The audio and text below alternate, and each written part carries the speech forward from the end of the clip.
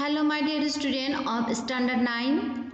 How are you everyone? Hope you are fine by the grace of Allah. Welcome back to my economics class and happy new year to all my children.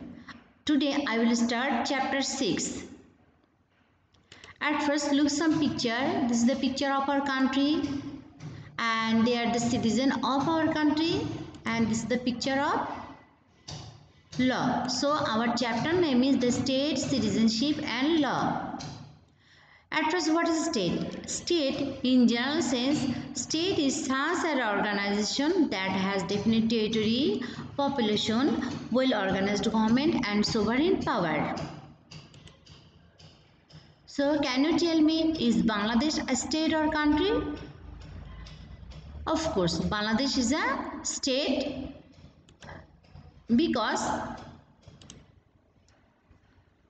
it has 4 elements to form. Okay, so in Bangladesh there are definite territory, population, well organized government and sovereign power. So obviously Bangladesh is a state. Different political scientists has given the definition of a state.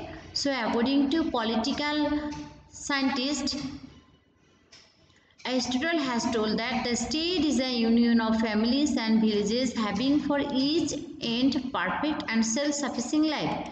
According to Professor Garner, he has told that the state is a community of persons more or less numerous permanently occupying a definite portion of territory independent of which the great body of inhabitants render habitual obedience.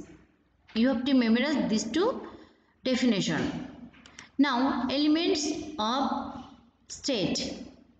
So to form a state, obviously at first we need population, then territory, then there should be a government, that is well organized government, and lastly obviously sovereignty. Now I will explain the all elements elaborately here. At first, population. Population is the soul of a state. Without population, a state cannot be formed, but there is no definite number or size of a state population. Population of a state may be small or large. Some example like Bangladesh, there are more than 16 crore people. India, 1.353 billion. China 137 crore 20 lakh.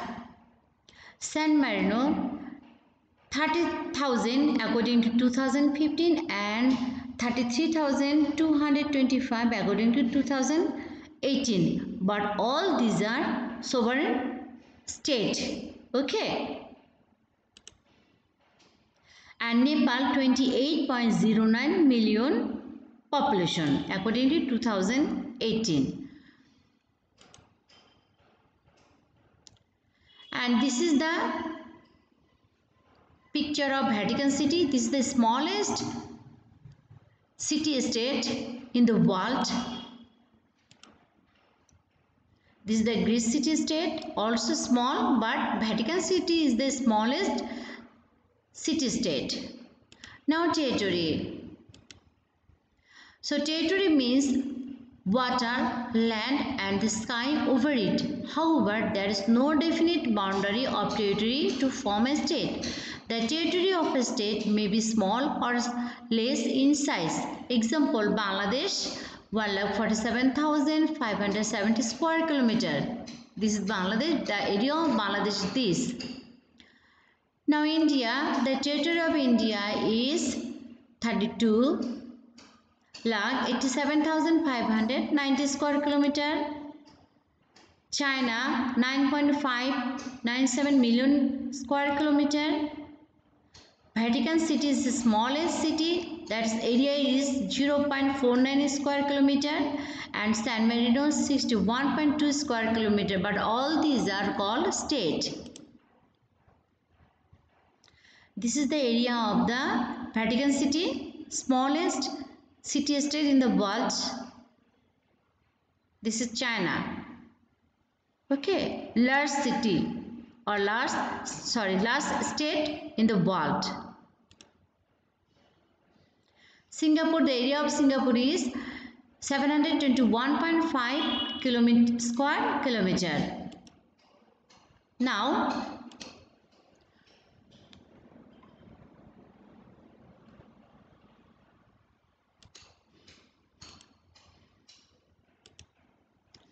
government. It is the basic controlling power of the state. A state performs its all activities by centering it. It is like an engine of a ship. Government makes laws to maintain peace and order of the state and to regulate the people abide by all legal order of the government and express loyalty towards the government.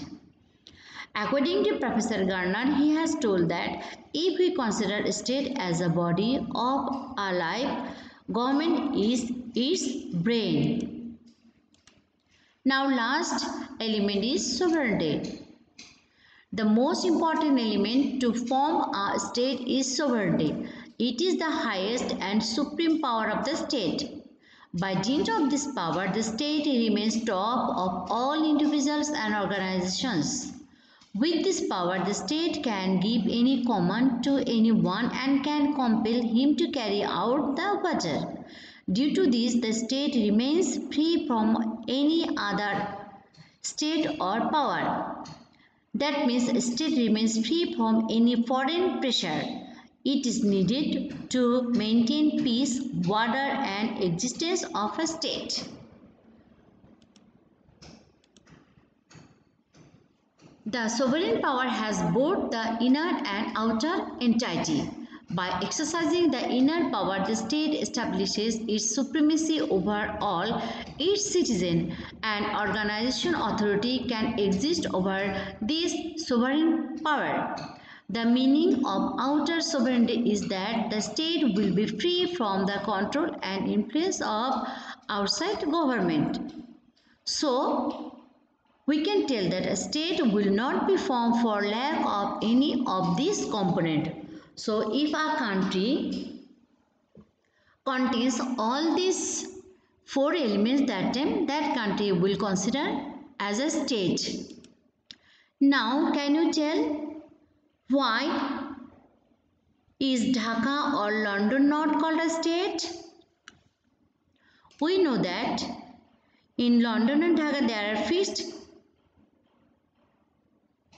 territory, isn't it? So the territory of Dhaka 306.4 square kilometer and London 1572 square kilometer. Okay, so London and Dhaka there are fixed territory, but it is not called state because, and also in London and Dhaka there are fixed population also, isn't it? But due to lacks of own government and sovereign power, Dhaka and London is not called a state because in Dhaka and London there is no own government. The government of Bangladesh is situated in Dhaka.